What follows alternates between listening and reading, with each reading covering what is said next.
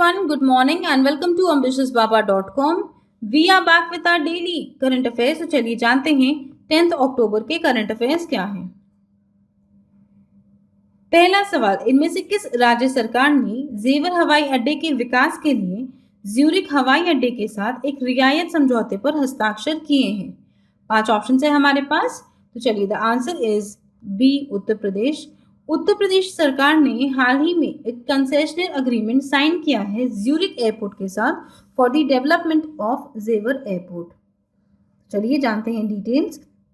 तो उनका ऐसा अनुमान है कि जो जेवर एयरपोर्ट है, इसका जो पहला चरण है यानी कि जो फेज 1 है वो कंप्लीट हो जाएगा बाय द ईयर 2023 और इसके बाद उनका ऐसा एस्टिमेशन है कि हर साल 12 मिलियन लोग इस एयरपोर्ट को यूज कर पाएंगे for travelling. 1 million equals to 10 lakh. तो उनका ऐसा अनुमान है कि 1 करोड़ 20 लाख लोग हर साल ट्रैवल कर पाएंगे फ्रॉम दी जेवर एयरपोर्ट। चलिए जानते हैं बाकी डिटेल्स। तो उत्तर प्रदेश की सरकार ने 7 अक्टूबर को यह अग्रीमेंट साइन किया था with Zurich airport for the development of जेवर एयरपोर्ट। पिछले वर्ष यानी कि 2019 नवंबर में ज्यूरिख एयरपोर्ट इंटरनेशनल एजी ने एक बिड जीता था जिसके तहत वो जेवर एयरपोर्ट को बिल्ड करेंगे, जो कि ग्रीनफील्ड एयरपोर्ट है जो आने वाला है ग्रेटर नोएडा के जेवर में।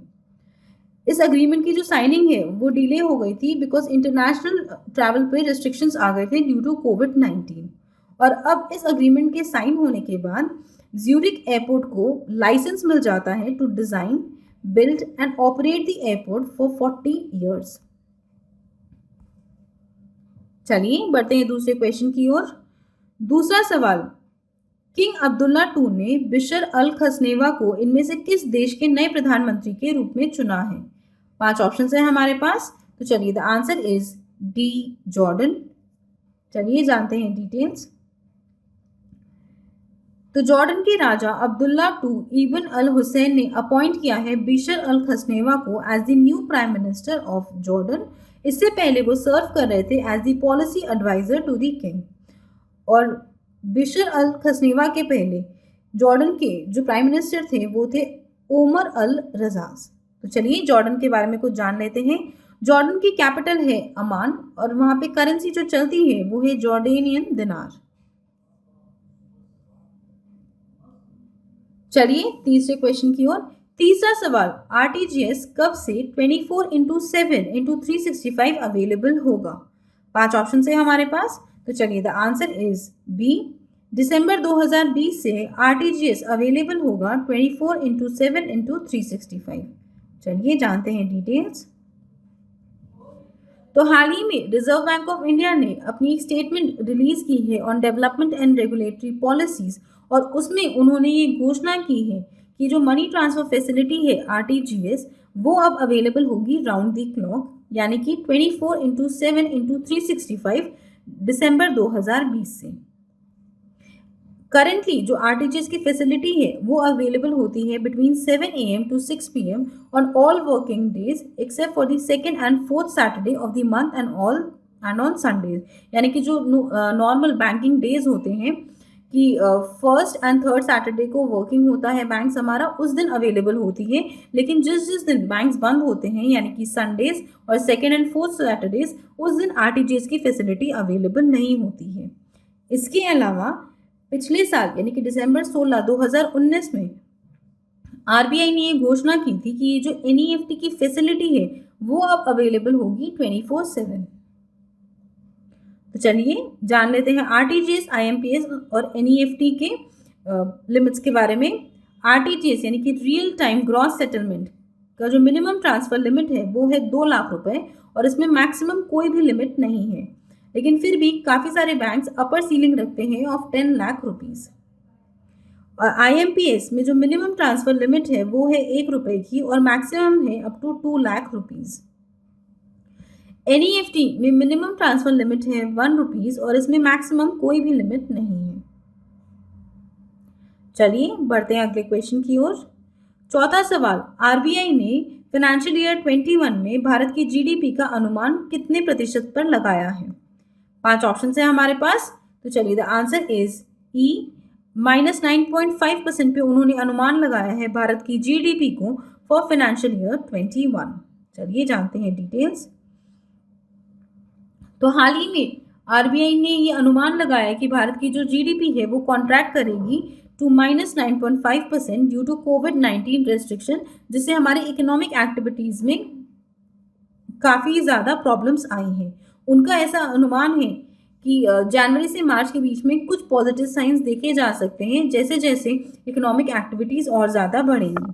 और ये जो स्टेटमेंट आई है आरबीआई से, वो गवर्नर ने अनाउंस की है आप जब वो मीडिया को एड्रेस कर रहे थे, क्योंकि 3 दिन की मीटिंग चल रही थी of the newly constituted monetary policy committee की। तो चलिए एक बार रिविजन कर लेते हैं कि बाकी सब एजेंसीज ने भारत की जीडीपी को कितने प्रतिशत तक आंका है वित्त वर्ष 21 के लिए। मूडीज ने आंका है एट -11.5%, एनसीईआर ने आंका है at -12.6%, Indian ratings and research ने आंका है एट -11.8%, इकरा ने आंका है एट -11%, वर्ल्ड बैंक ने आंका है एट -9.6%, एशियन डेवलपमेंट बैंक ने आंका है एट -9%, IMF ने आंका है एट -4.5% एंड OECD ने आंका है एट -10.2%। चलिए बढ़ते हैं 5वें क्वेश्चन की ओर। 5वां सवाल, इनमें से किस कार्यक्रम को नोबेल शांति पुरस्कार 2020 से सम्मानित किया गया है? 5 ऑप्शन है हमारे पास।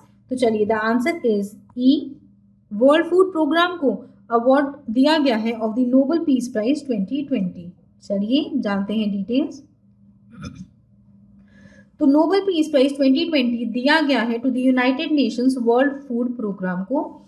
इस प्रोग्राम को यह अवार्ड इसीलिए दिया गया है बिकॉज इन्होंने काफ़ी ज़्यादा एफर्ट्स लिए हैं भूख के खिलाफ लड़ने में, और स्पेशली वॉर जोन्स और कन्फ्लिक्टेड एरियाज में। और ये प्राइज दिया गया है through the Norwegian Nobel committee ने। तो बता देती हूँ कि जो नोबेल प्राइज है वो रखी गई है आफ्टर अल्फ्रेड नोबेल, और ये हर साल 6 टीम्स में दी जाती है। और जो नॉर्वे है वो हर साल नोबेल पीस प्राइज देता है, और बाकी के जो 5 प्राइजेज है वो दिए जाते हैं थ्रू स्वीडन। तो चलिए एक बार रिविजन कर लेते हैं हाल ही में किन किन लोगों को नोबेल प्राइज मिला है और किस किस लिए। तो नोबेल प्राइज इन मेडिसिन 2020 के विजेता हैं Harvey J Alter, Michael Houghton and Charles M Rice for their discovery of hepatitis C virus. 2020 Nobel prize in physics के विजेता हैं Roger Penrose, Reinhard Genzel and Andrea Ghez for their research on black hole. Nobel prize in chemistry के विजेता हैं Emmanuelle Charpentier and Jennifer A Doudna, because वो लेके आए हैं जीनोम एडिटिंग मेथड।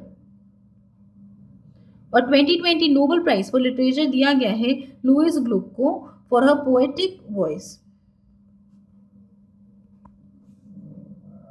चलिए बढ़ते हैं आगे 6ठे क्वेश्चन की ओर। 6ठा सवाल, उस स्वदेशी रूप से विकसित एंटी रेडिएशन मिसाइल का नाम बताइए जिसका हाल ही में भारत द्वारा सफलतापूर्वक परीक्षण किया गया है। 5 ऑप्शन है हमारे पास। तो चलिए द आंसर इज डी, रुद्राम। रुद्राम एक एंटी रेडिएशन मिसाइल है जिसे हाल ही में सक्सेसफुली टेस्ट फायर किया गया है भारत द्वारा। इसके अलावा हाल ही में भारत ने कुछ मिसाइल्स का परीक्षण किया है जो कि है ब्रह्मोस, पृथ्वी 2 एंड अभ्यास। चलिए जानते हैं डिटेल्स। तो हाल ही में भारत ने सक्सेसफुली टेस्ट फायर किया है रुद्राम, जो कि एक एंटी रेडिएशन मिसाइल है 9 अक्टूबर 2020 को, और इसे डेवलप किया गया है थ्रू DRDO जो कि है defence research and development organisation. और इसे टेस्ट फायर किया गया था from its primary test platform जो कि है Sukhoi 30 fighter aircraft off the east coast. इसे टेस्ट फायर किया गया था from the integrated test range at Balasore जो कि है उड़ीसा में। ये जो मिसाइल है ये एयर सुपीरियरिटी और कैपेबिलिटी प्रोवाइड करेगी इंडियन एयरफोर्स फाइटर एयरक्राफ्ट को, और इसके साथ साथ इसको डिज़ाइन किया गया है for the suppression of enemy air defences. ये काफ़ी ज़्यादा यूजफुल रहेगी कोई भी एयर फाइट्स में भारत के लिए, और इसकी रेंज भी काफ़ी ज़्यादा है। ये अपने रेडार में यानी कि लगभग 250 किलोमीटर की रेंज में काफ़ी सक्सेसफुली एनिमी के जो बी मिसाइल्स वगैरह है, कोई भी फाइटर प्लेन्स है, उसको डिस्ट्रॉय कर सकती है। चलिए बढ़ते हैं आगे 7वें क्वेश्चन की ओर। 7वां सवाल, विश्व दृष्टि दिवस हर साल किस दिन मनाया जाता है? 5 ऑप्शन है हमारे पास। तो चलिए the answer is B, second Tuesday of October को हर साल सेकेंड थर्सडे ऑफ अक्टूबर को हर साल वर्ल्ड साइट डे मनाया जाता है। तो चलिए जानते हैं डिटेल्स। तो हर साल world site day is celebrated on the second Thursday of October और इस साल ये मनाया गया है 8 अक्टूबर को।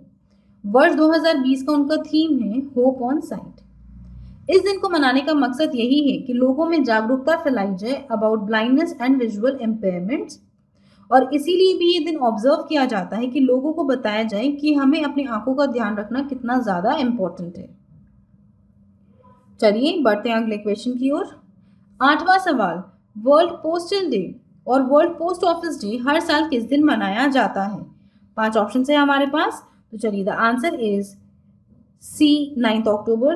9 अक्टूबर को हर साल वर्ल्ड पोस्टल डे मनाया जाता है। चलिए जानते हैं डिटेल्स। तो वर्ल्ड पोस्ट डे हर साल 9 अक्टूबर को मनाया जाता है और वर्ष 1874 में स्विट्जरलैंड में एस्टैब्लिश किया गया था यूनिवर्सल पोस्टल यूनियन यानी कि यूपीयू। पूरी जो ग्लोबल कंट्रीज है वो एक साथ मिलकर पार्टिसिपेट करती हैं in the celebrations of the world post day, because इस दिन जाहिर किया जाता है कि कितना ज़्यादा इम्पॉर्टेंट है पोस्टल सर्विस। जब लोगों के पास टेलीफोन्स नहीं थे, ईमेल की सुविधा उपलब्ध नहीं थी, तब जितने भी इम्पोर्टेंट डॉक्यूमेंट्स, पर्सनल डॉक्यूमेंट्स सब पोस्ट के माध्यम से ही भेजे जाते थे। तो पोस्ट का बहुत बड़ा रोल है हमारी लाइफ में। तो ये दिन मनाने का मकसद यही है कि लोगों में अवेयरनेस फैलाई जाए about the post roles in our everyday lifes, कि वो हमारी ज़िंदगी को कितनी ज़्यादा सिंपल करते हैं, हमारे बिजनेस में कितना बड़ा उनका योगदान है, as well as global social and economic development में उनका बहुत बड़ा कॉन्ट्रीब्यूशन है। चलिए बढ़ते हैं 9वें क्वेश्चन की ओर। 9वां सवाल, रामविलास पासवान का हाल ही में निधन हो गया, वो कौन से केंद्रीय मंत्री थे? 5 ऑप्शन है हमारे पास। तो चलिए द आंसर इज ए, हमारे consumer affairs, food and public distribution union minister थे श्री रामविलास पासवान। चलिए जानते हैं डिटेल्स। तो रामविलास पासवान हमारे केंद्रीय मंत्री थे of consumer affairs, food and public distribution, जिनका 8 अक्टूबर को निधन हुआ है। और इसके अलावा हाल ही में दिल्ली के एक अस्पताल में उनकी हार्ट सर्जरी हुई थी। वो 8 बार मेंबर रह चुके हैं ऑफ MP रह चुके हैं इन लोकसभा, और इसके साथ साथ वो एक जाने माने दलित लीडर भी थे। उनका जन्म हुआ था 5 जुलाई 1946 में एट सहारवनी विलेज, जो कि है इन खगड़िया, ईस्टर्न बिहार। इसके अलावा रामविलास पासवान जी का एक वर्ल्ड रिकॉर्ड है कि उन्होंने हाजीपुर कॉन्स्टिट्यूएंसी से जीता था विद द मैक्सिमम वोट्स, यानी कि 4.24 लाख वोट से उन्होंने जीता था। चलिए with this we come to the end of today's class. I hope आपको ये वीडियो पसंद आया हो। अगर ये वीडियो पसंद आए तो इसे लाइक कीजिए, अपने दोस्तों के साथ शेयर कीजिए और हमारे चैनल एम्बिशियस बाबा को सब्सक्राइब जरूर कीजिए। Also please visit our website test.ambitiousbaba.com, जहाँ पर आपको कई सारे ऑनलाइन मॉक टेस्ट सीरीज मिल जाएंगी। इस वेबसाइट पर जाकर आप अपना मॉक टेस्ट परचेज कर सकते हैं और उसके बाद आप उसे एक्सेस कर सकेंगे 24/7 अपने अकाउंट में। इसके अलावा कोई शिकायत हो, कोई सजेशन हो तो हमें नीचे कमेंट करके ज़रूर बताइएगा, हमें उसका इंतज़ार रहेगा। Thank you friends, that's all for today and have a great day.